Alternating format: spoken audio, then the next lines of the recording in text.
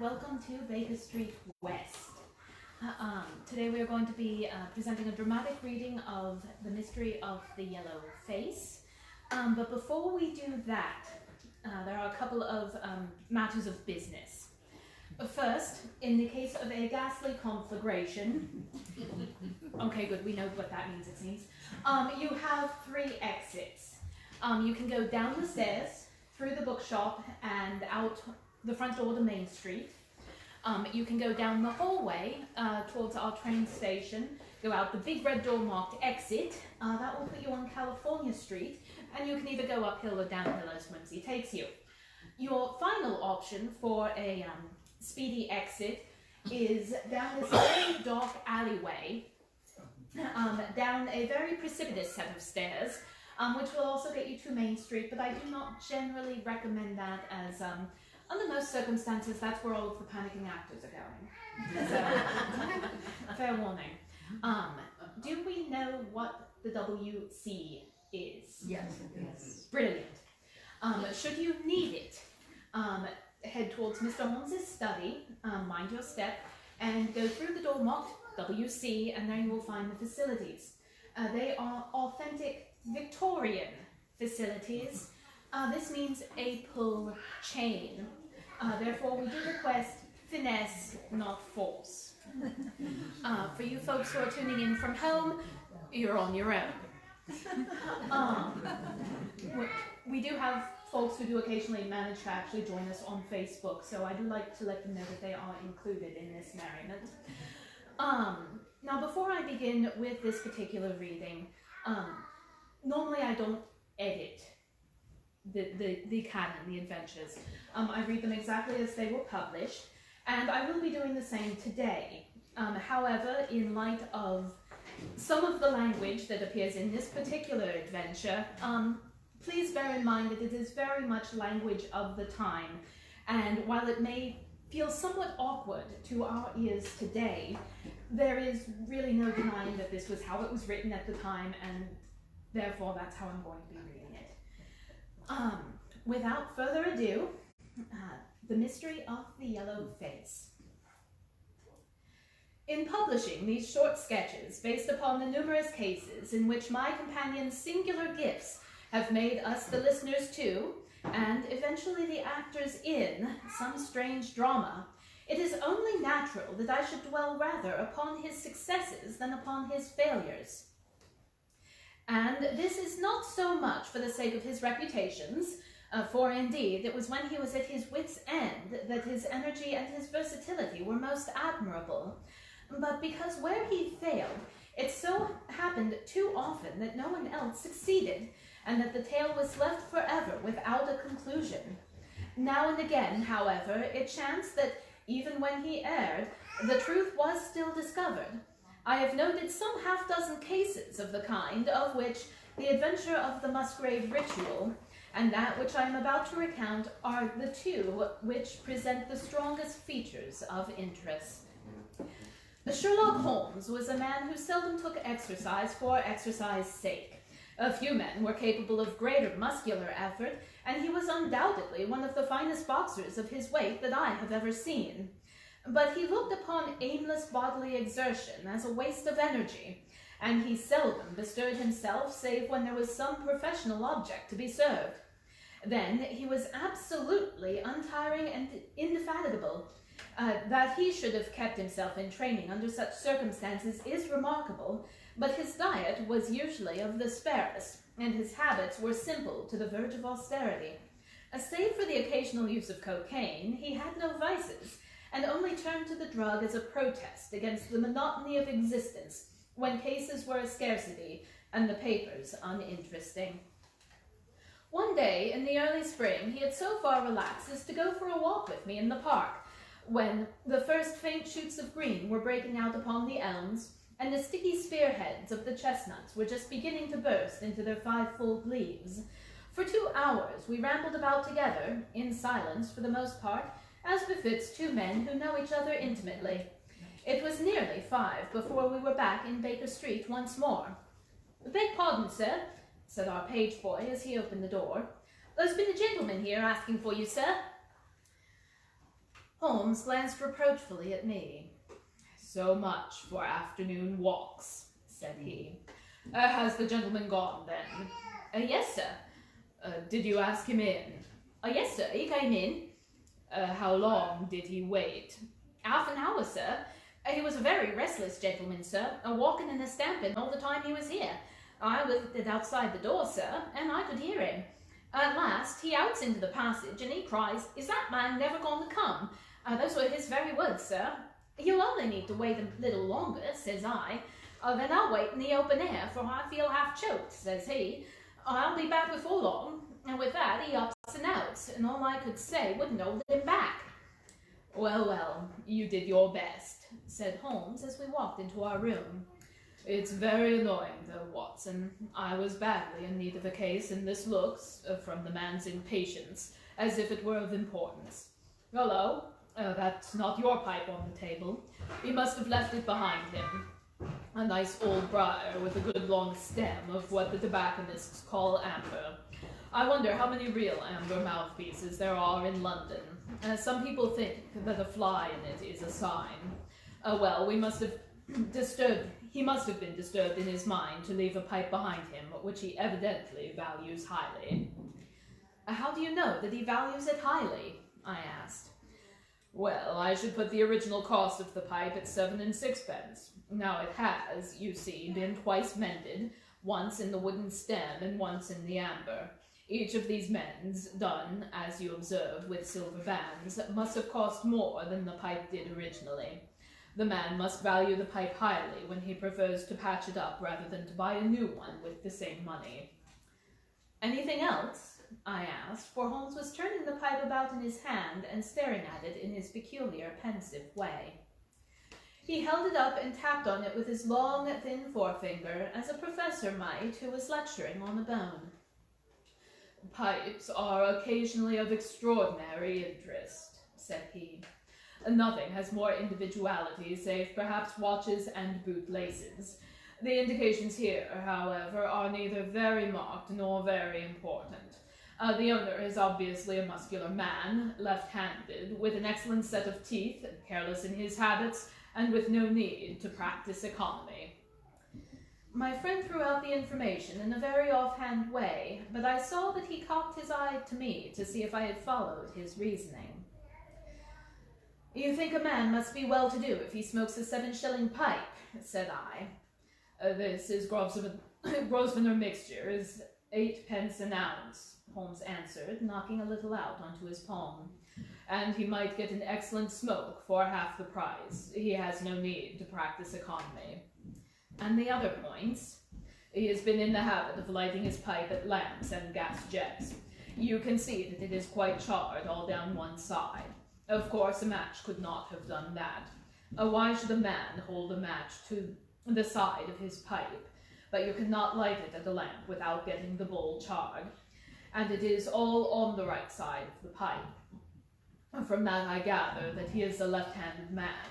You hold your own pipe to the lamp and see how naturally you, being right-handed, hold the left side to the flame. You might do it the other way, but not as a consistency. This has been held so. Then he has bitten through the amber. It takes a muscular, energetic fellow, and one with a good set of teeth to do that. But if I am not mistaken, I hear him upon the stairs, so we shall have something more interesting than his pipe to study." An instant later, our door opened, and a tall young man entered the room. He was well built, but quietly dressed in a dark gray suit, and carried a brown wide-awake in his hand. I should have put him at about 30, although he was really some years older. "I beg your pardon," said he, with some embarrassment. "I suppose I should have not. Yes, of course I should have not. The fact that I am a little upset, and you must put it all down to that." He passed his hand over his forehead like a man who was half dazed, and then fell rather than sat down upon a chair. "I can see that you have not slept for a night or two," said Holmes, in his easy, genial way. "That tries a man's nerves more than work, and more even than pleasure. May I ask how I can help you?" "I want your advice, sir. I don't know what to do, and my whole life seems to have gone to pieces. You wish to employ me as a consulting detective. Not that only, I want your opinion as a judicious man, as a man of the world. I want to know what I ought to do next. I hope to God you'll be able to tell me." He spoke in little, sharp, jerky outbursts, and seemed to me that to speak at all was very painful to him, and that his will all through was overriding his inclinations. "It's a very delicate thing," said he. "One does not like to speak of one's domestic affairs to strangers. It seems dreadful to discuss the conduct of one's wife with two men whom I have never seen before. It's horrible to have to do it, but I have got the end of my tether, and I must have advice." "My dear Mr. Grant Monroe," began Holmes. Our visitor sprang from his chair. "What?" he cried. "You know my name?" "If you wish to preserve your incognito," said Holmes, smiling, "I would suggest that you cease to write your name upon the lining of your hat, or else that you turn the crown toward the person whom you are addressing. I was about to say that my friend and I have listened to a good many strange secrets in this room, and that we have had the good fortune to bring peace to many troubled souls. I trust that we may do as much for you. Might I beg you, as time may prove to be of importance, to furnish me with the facts of your case without further delay?" Our visitor again passed his hand over his forehead, as if he found it bitterly hard. From every gesture and expression I could see that he was a reserved, self-contained man, with a dash of pride in his nature, more likely to hide his wounds than to expose them. Then, suddenly, with a fierce gesture of his closed hand, like one who throws reserve to the wind, he began. "The facts are these, Mr. Holmes," said he. "I am a married man, and I have been so for 3 years.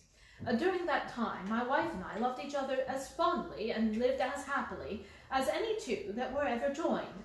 We have not had a difference, not one, in thought or word or deed.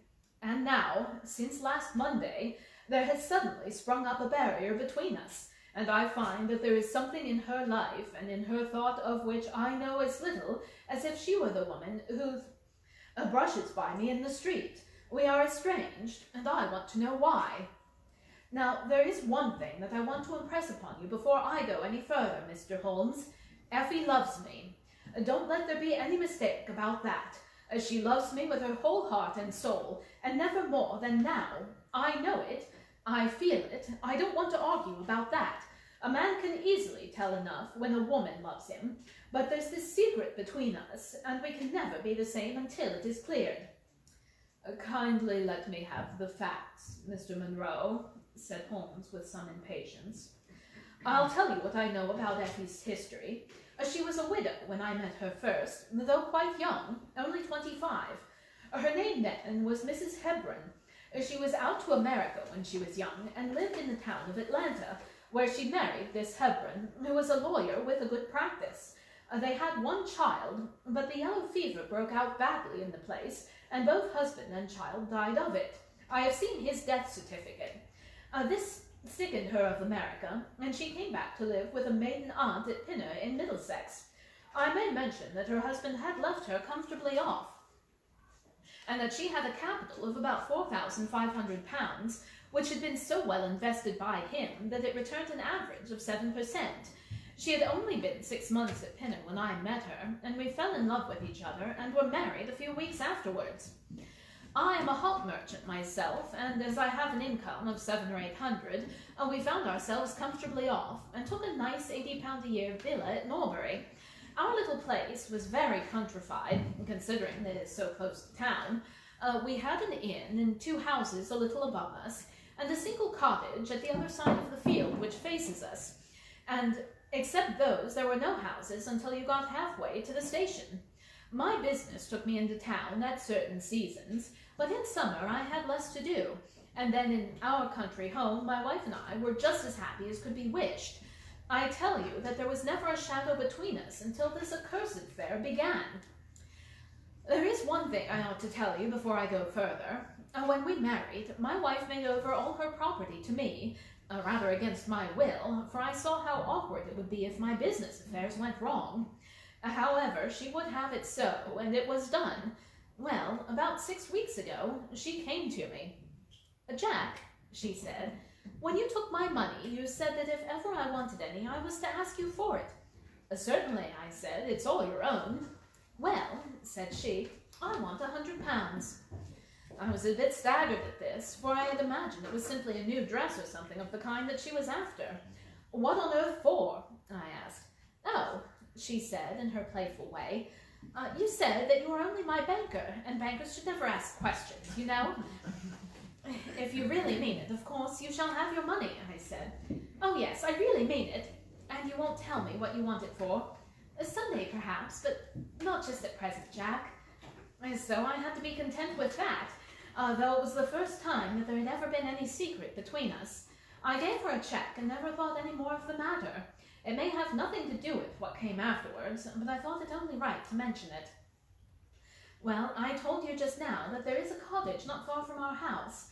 There is just a field between us, but to reach it you have to go along the road and then turn down a lane.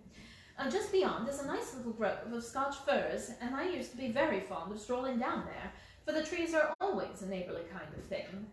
The cottage had been standing empty this 8 months, and it was a pity, for it was a pretty 2-storied place, with an old-fashioned porch and honeysuckle about it. I had stood many a time and thought what a neat little homestead it would make.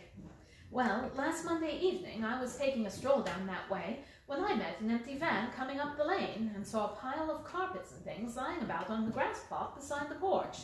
It was clear that the cottage had been let at last. I walked past it and wondered what sort of folks they were who had come to live so near us. As I looked, I suddenly became aware that a face was watching me out of the upper windows. I don't know what there was about that face, Mr. Holmes, but it seemed to send a chill right down my back. I was some little ways off, so I could not make out the features, but there was something unnatural and inhuman about the face. That was the impression that I had, and I moved quickly forward to get a nearer view of the person who was watching me. But as I did so, the face suddenly disappeared, so suddenly that it seemed to have been plucked away into the darkness of the room. I stood for 5 minutes thinking the business over, and trying to analyze my impressions. I could not tell if the face were a man or a woman. It had been too far for me to see that, but the color was what had impressed me most. It was of a livid, chalky white, and with something set and rigid about it which was shockingly unnatural. So disturbed was I that I determined to see a little more of the new inmates of the cottage. I approached and knocked at the door, which was instantly opened by a tall, gaunt woman with a harsh, forbidding face. "What may ye be wantin'?" she asked in a northern accent.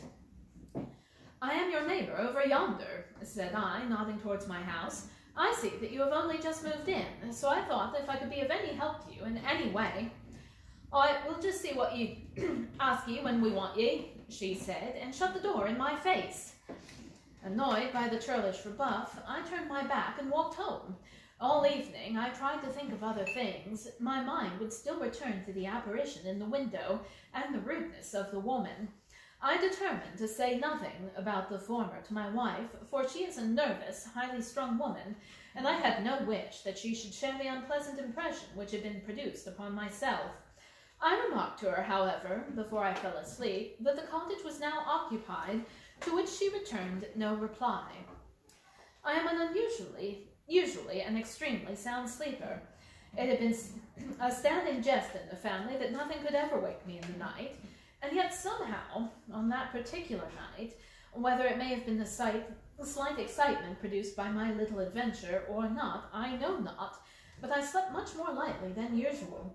Half in my dreams, I was dimly conscious that something was going on in the room, and gradually became aware that my wife had dressed herself, and was slipping on her mantle and her bonnet.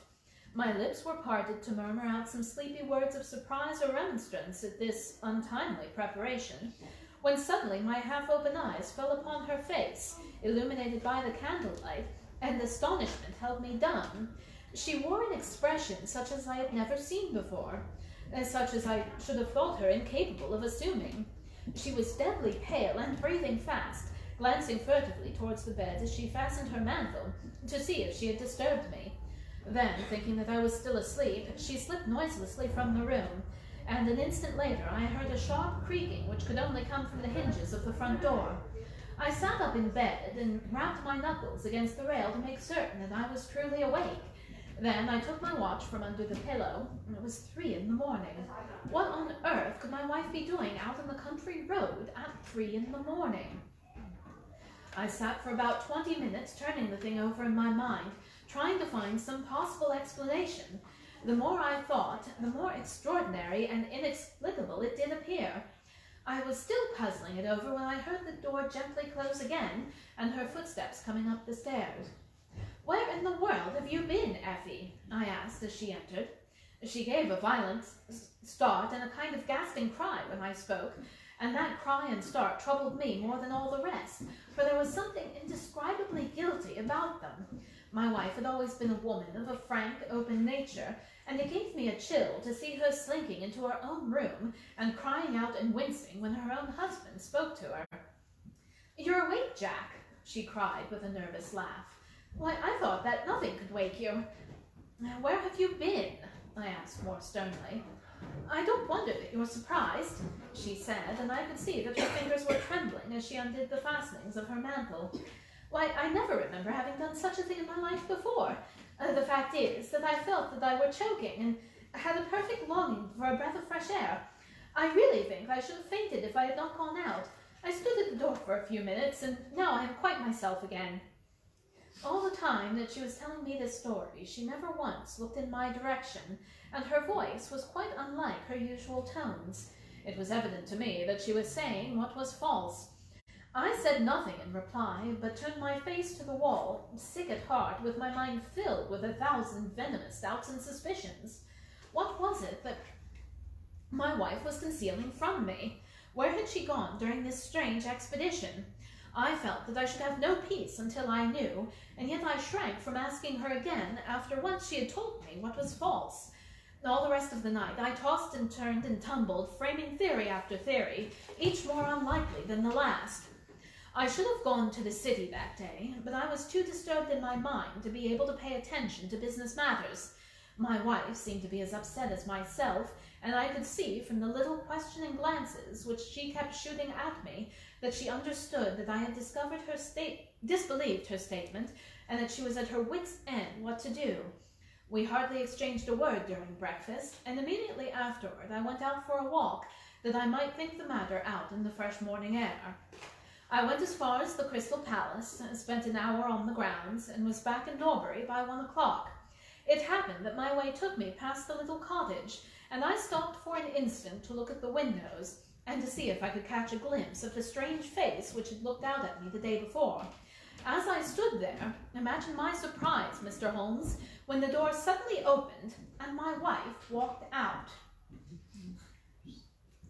Now is a good time for an intermission.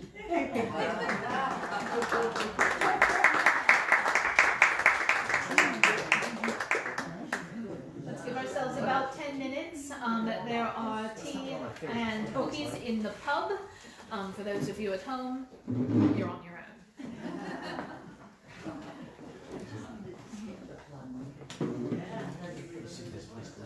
There's another one of the kitty cat doors. Once when she first opened up the room that's in the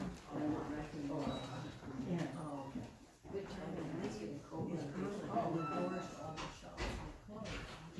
And a woman came to her and said, "There's a cat trapped in the saloon." And she pointed out the little cat door and said, "No, she's not trapped. She can go in all of the shops." And that's something. I just thought that was as a cat lover. So that's the yarn you're making? You want to get up and check anything out? Or have you been here before? I don't think you're doing yarn. Yeah.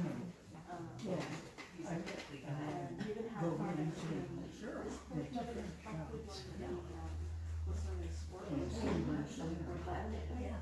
out like behind you too.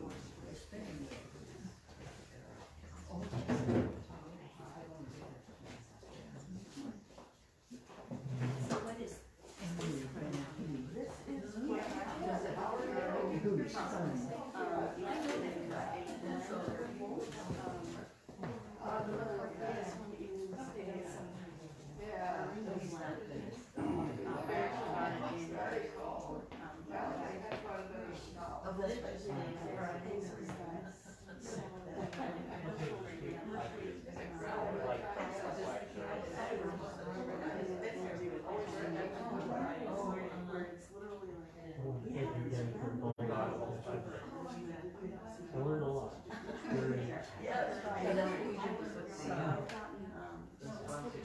Yeah,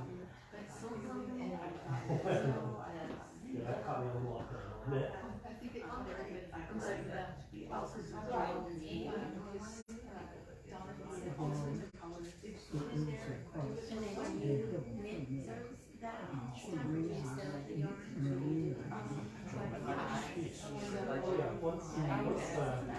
I realized how long it was, how long the first scene was, I was like, oh, this is really good. I think it's an hour the first scene.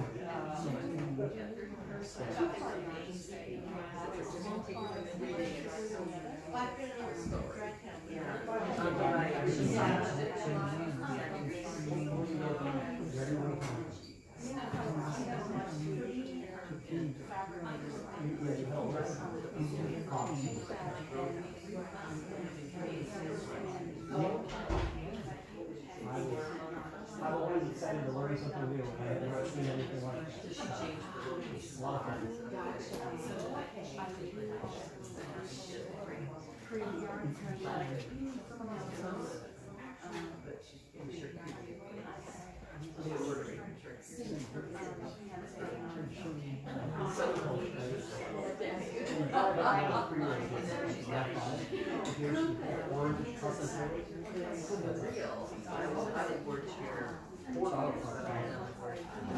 Sometimes like food and Costco distribution centers, but mostly it's for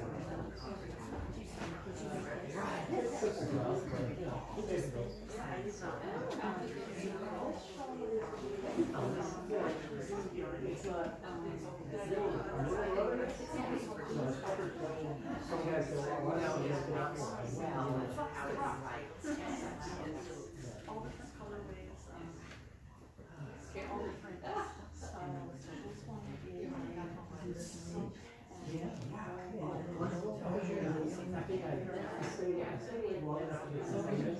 Will you be completing this?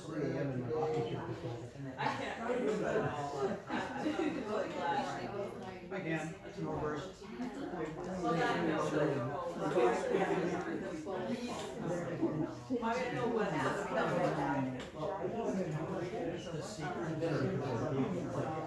My dog didn't look at him. This morning, around 3 a.m., I woke up and I was just stiff and my chair.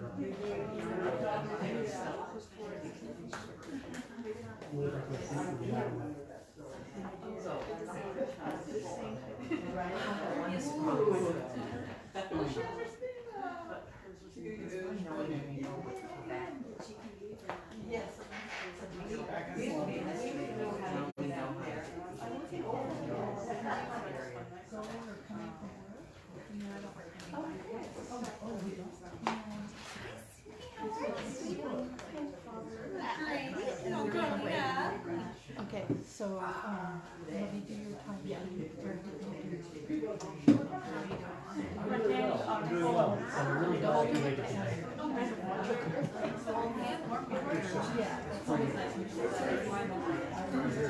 I really enjoyed the live reading. Mostly lately I've been listening to a lot of audiobooks, so live audiobooks is quite cool. I have to admit that I had one let down in the second now.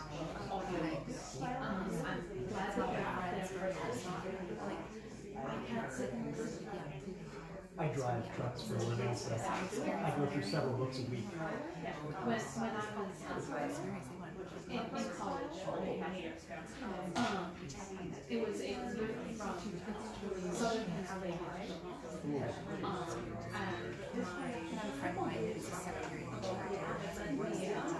A series of books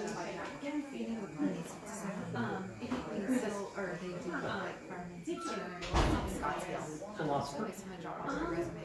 Tomorrow to her, and she gets something to Steve. And then on Tuesday,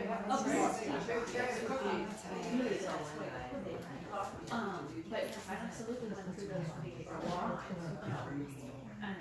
When you're behind the wheel for 8-10 hours, it's a fantastic way to pass the time. People get all nervous when I have a book in one hand and the steering wheel in the other. No, I don't know why.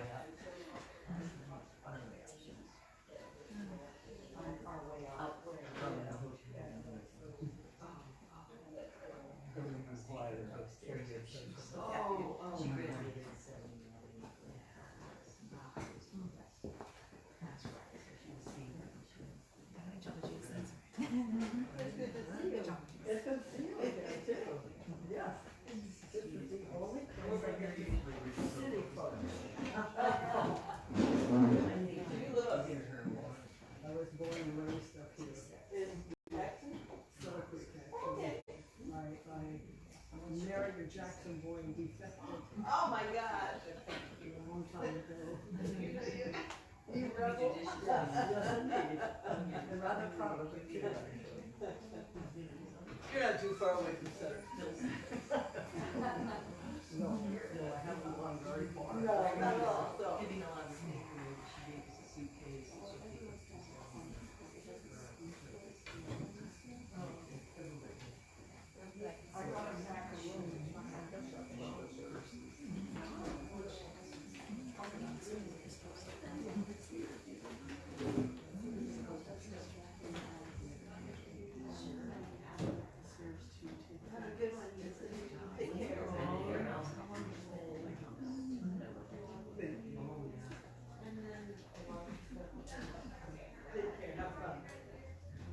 See you next, probably see you Thursday.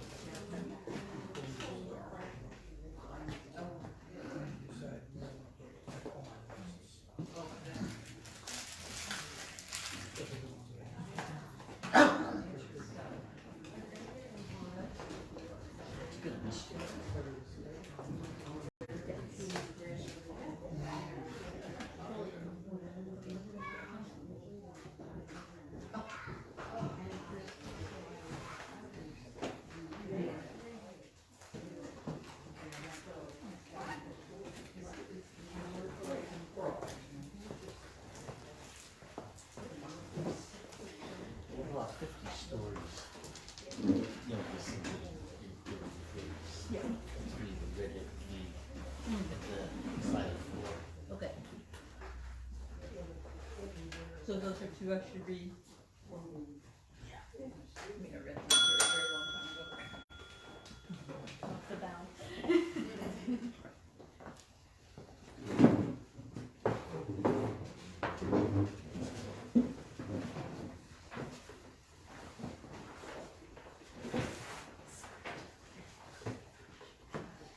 Welcome back.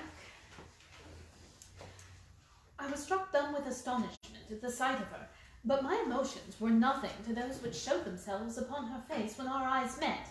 She seemed for an instant to wish to shrink back inside the house again, and then, seeing how useless all concealment must be, she came forward with a very white face and frightened eyes which belied the smile upon her lips. Jack, she said, I have just been to see if I could be of any assistance to our new neighbors. Why do you look at me like that, Jack? You're not angry with me. So, said I, this is where you went during the night. What do you mean? She cried. You came here, I am sure of it. Who are these people that you should visit them at such an hour? I have not seen them before. How can you tell me what you know is false? I cried. Your very voice changes as you speak. When have I ever had a secret from you? I shall enter that cottage and I shall probe the matter to the bottom. No, Jack, for God's sake, she gasped in uncontrollable emotion. Then, as I approached the door, she seized my sleeve and pulled me back with convulsive strength.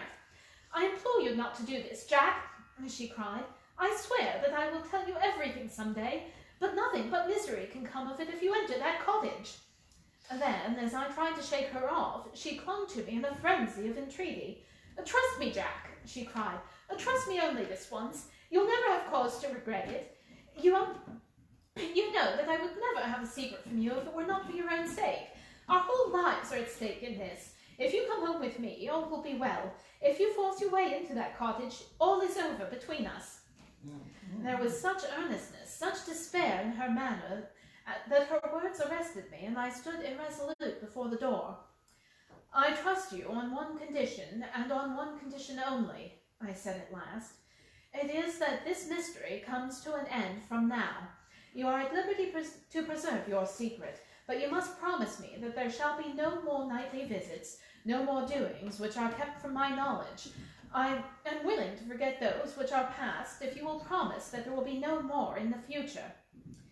"I was sure you would trust me," she cried with a great sigh of relief. "It shall be just as you wish. Come away. Oh, come away up to the house." And still pulling at my sleeve, she led me away from the cottage. As we went, I glanced back, and there was that yellow, livid face watching us from the upper window. What link could there be between that creature and my wife? Or how could the coarse, rough woman whom I had seen the day before be connected with her? It was a strange puzzle, and yet I knew that in my mind could never know ease again until I had solved it. For 2 days after this, I stayed at home, and my wife appeared to abide loyally by our engagement, for, as far as I know, she never stirred out of our house. On the 3rd day, however, I had ample evidence that her solemn promise was not enough to hold her back from the secret influence which drew her away from her husband and her duty. I had gone into town on that day, but I returned by the 2:40 instead of the 3:36, which is my usual train. As I entered the house, the maid ran into the hall with a startled face. "Where is your mistress?" I asked. "Oh, I think she's gone out for a walk," she answered. My mind was instantly filled with suspicion. I rushed upstairs to make sure that she was not in the house. As I did so, I happened to glance out of one of the upper windows and saw the maid with whom I had just been speaking running across the field in the direction of the cottage. Then, of course, I saw exactly what it all meant. My wife had gone over there and had asked the servant to call her if I should return. Tingling with anger, I rushed down and hurried across, determined to end the matter once and forever. I saw my wife and maid hurrying back along the lane, but I did not stop to speak with them. In the cottage lay the secret which was casting a shadow over my life. I vowed that, come what might, it should be a secret no longer. I did not even knock when I reached it, but turned the handle and rushed into the passage. All was still and quiet upon the ground floor. In the kitchen, a kettle was singing on the fire, and a large black cat lay coiled up in a basket, but there was no sign of the woman whom I had seen before. I ran into the other room, but it was equally deserted. Then I rushed up the stairs, only to find the other 2 rooms empty and deserted at the top. There was no one at all in the whole house. The furniture and pictures were of the most common and vulgar description, save the one in the one chamber at the window of which I had seen the strange face. That was comfortable and elegant, and all my suspicions rose into a fierce, bitter flame when I saw that on the mantelpiece stood a copy of a full-length photograph of my wife, which had been taken at my request only 3 months ago. I had stayed long enough to make certain that the house was absolutely empty. Then I left it, feeling a weight at my heart such as I have never had before. My wife came out into the hall as I entered the house, but I was too hurt and angry to speak with her, and pushing past her, I made my way into my study. She followed me, however, before I could close the door. "I am sorry that I broke my promise, Jack," she said, "but if you knew all the circumstances, I am sure that you would forgive me." "Tell me everything, then," said I. "I cannot, Jack, I cannot," she cried. "Until you tell me who it is that has been living in that cottage, and who it is to whom you have given that photograph, there can never be any confidence between us," said I, and breaking away from her, I left the house. That was yesterday, Mr. Holmes, and I have not seen her since, nor do I know anything more about this strange business. It is the first shadow which has come between us, and it has so shaken me that I do not know what I should do for the best. Suddenly this morning it occurred to me that you were the man to advise me, and so I have hurried to you now, and I place myself unreservedly in your hands. If there is any point which I have not made clear, pray question me about it. But above all, tell me quickly what I am to do, for this misery is more than I can bear." Holmes and I had listened with the utmost interest to this extraordinary statement, which had been delivered in a jerky, broken fashion of a man who is under the influence of extreme emotions. My companion was silent for some time, with his chin upon his hand, lost in thought.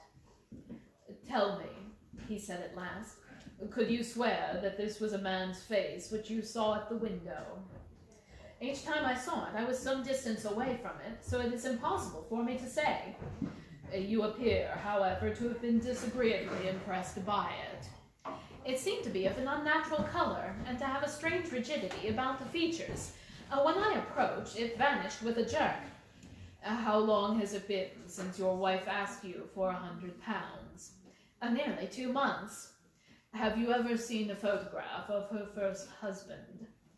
No, there was a great fire at Atlanta very shortly after his death, and all her papers were destroyed. And yet she has the certificate of death. You say that you saw it. Yes, she got a duplicate after the fire. Did you ever meet anyone who knew her in America? And now, did she ever talk of revisiting the place? No. Or get letters from it? No. Thank you. I should like to think over the matter a little now. If the cottage is now permanently deserted, we may have some difficulty. If, on the other hand, as I fancy is more likely, the inmates were warned of your coming and left before you entered yesterday, then they may be back now, and we should clear it all up easily. Let me advise you, then, to return to Norbury, to examine the windows of the cottage again. If you have reason to believe that it is inhabited, do not force your way in, but send a wire to my friend and me. We shall be with you within an hour of receiving it, and we shall then very soon get to the bottom of this business. And if it is still empty, in that case I shall come tomorrow and talk it over with you. Goodbye, and above all, do not fret until you know that you really have cause for it. I am afraid that this is a bad business, Watson, said my companion as he returned after accompanying Mr. Grant Monroe to the door. What do you make of it? It has an ugly sound, I answered. Yes, there is blackmail in it, or I am much mistaken. And who is the blackmailer? Well, it must be the creature who lives in the only comfortable room in the place, and has her photograph above his fireplace. Upon my word, Watson, there is something very attractive about that livid face at the window, and I would not have missed this case for the worlds. You have a theory? Yes, a provisional one, but I shall be surprised if it does not turn out to be correct. This woman's first husband is in that cottage. Why do you think so? How else can we explain her frenzied anxiety that her second one should not enter it? The facts, as I read them, are something like this. This woman was married in America. Her husband developed some hateful qualities, or shall we say that he contracted some loathsome disease and became a leper or an imbecile. She flies from him at last, returns to England, changes her name, and starts her life, as she thinks, afresh. She has been married 3 years, and believes that her position is quite secure, having shown her husband the death certificate of some man whose name she has assumed, when suddenly her whereabouts are discovered by her first husband, or we may suppose by some unscrupulous woman who has attached herself to the invalid. They write to the wife and threaten to come and expose her. She asks for £100 and endeavors to buy them off. They come in spite of it, and when the husband mentions casually to the wife that there are newcomers in the cottage, she knows in some way that they are her pursuers. She waits until her husband is asleep, and then she rushes down to endeavor to persuade them to leave her in peace. Having no success, she goes again the next morning, and her husband meets her, as he has told us, as she comes out. She promises him then not to go there again, but 2 days afterwards the hope of getting rid of those dreadful neighbors was too strong for her, and she made another attempt, taking down with her the photograph which had been probably demanded from her.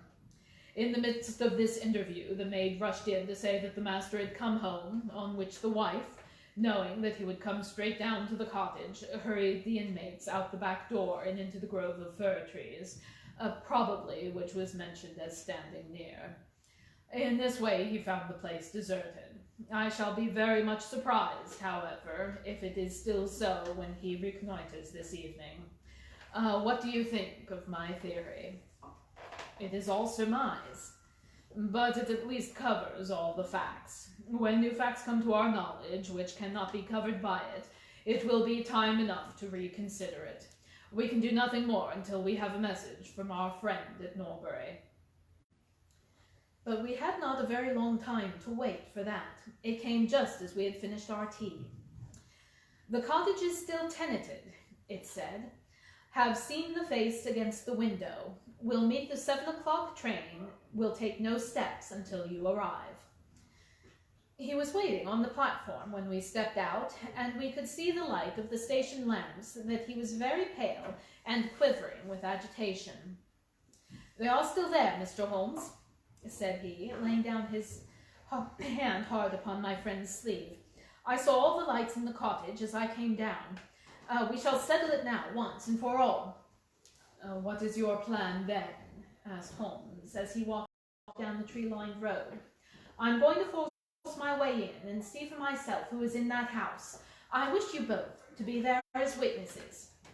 "You are quite determined to do this, in spite of your wife's warning that it is better that you should not solve the mystery."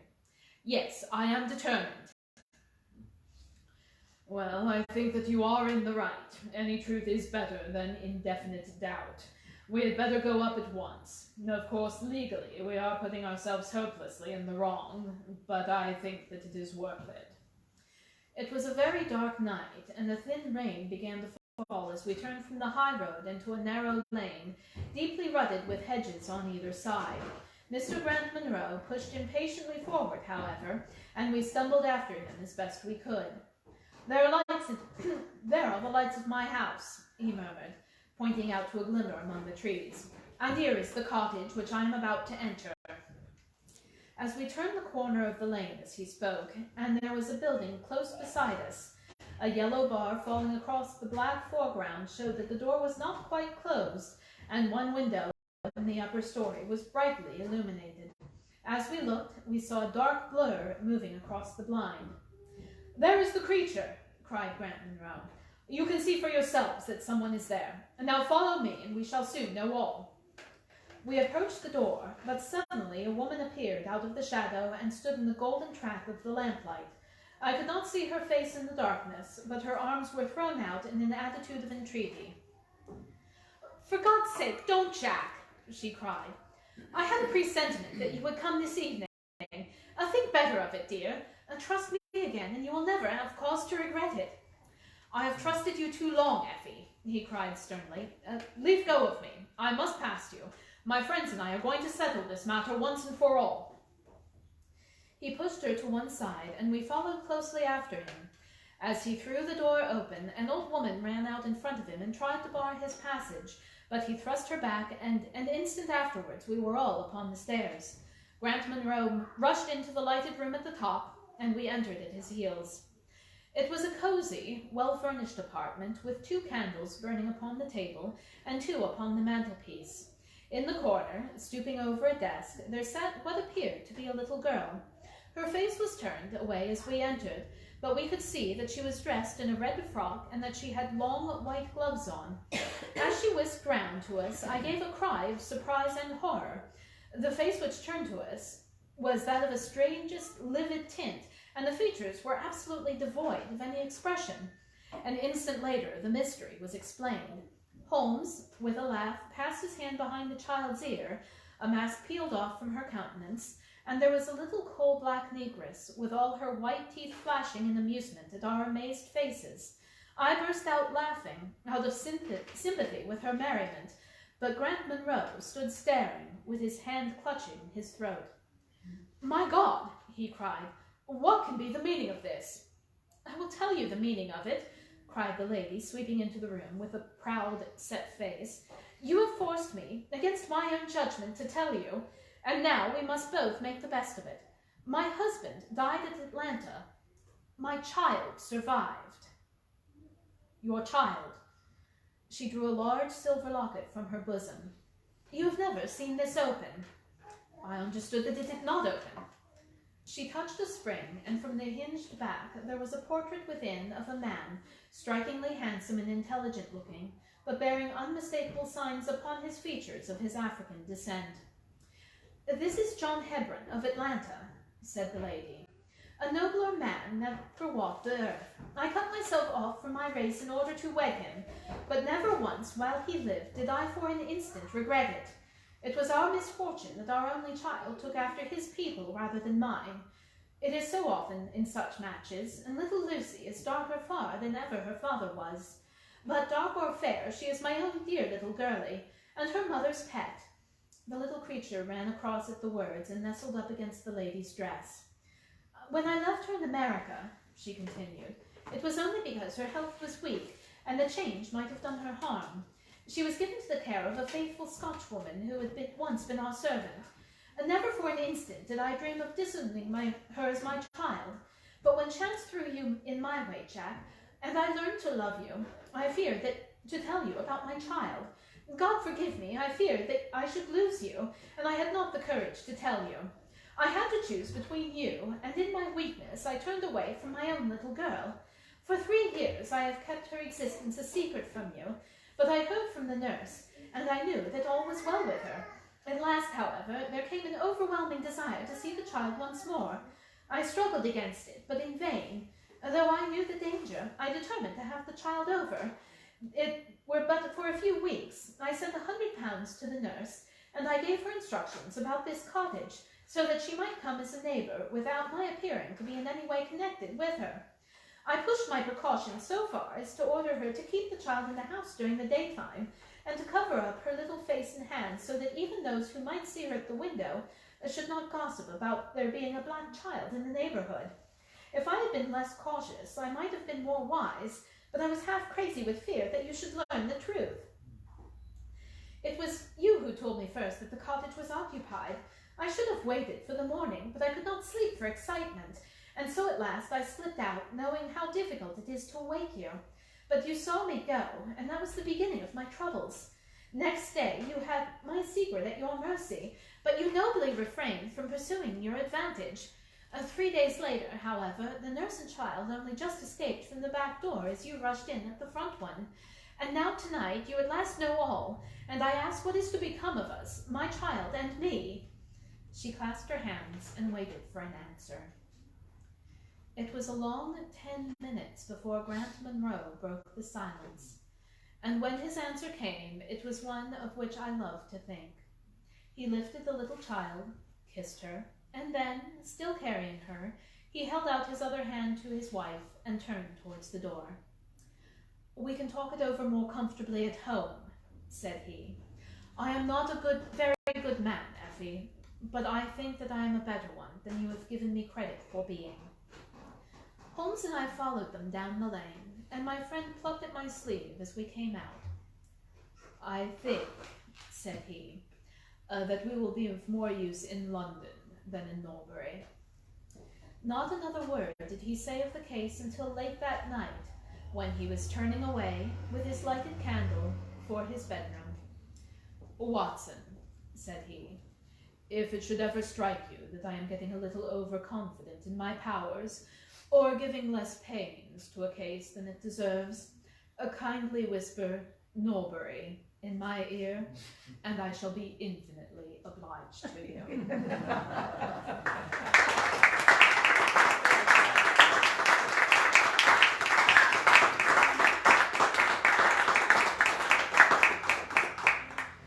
Thank you all very much for joining me today for this lovely story. Before we go off on our merry ways, I do like to point out to people that Baker Street West here is a non-profit organization. And as a consequence, any little tip or gratuity you care to bestow upon us is most humbly appreciated, but it's not an obligation. For you folks who are tuning in at home, you can go to bakerstreetwest.com. There's a very pretty little donate button there that you can press and send us money digitally. It's fascinating. The other thing I like to point out, of course, is that with lodgers such as these gentlemen, Mrs. Hudson needs all the help she can get. So thank you again so much for joining me today. It's lovely to see you today.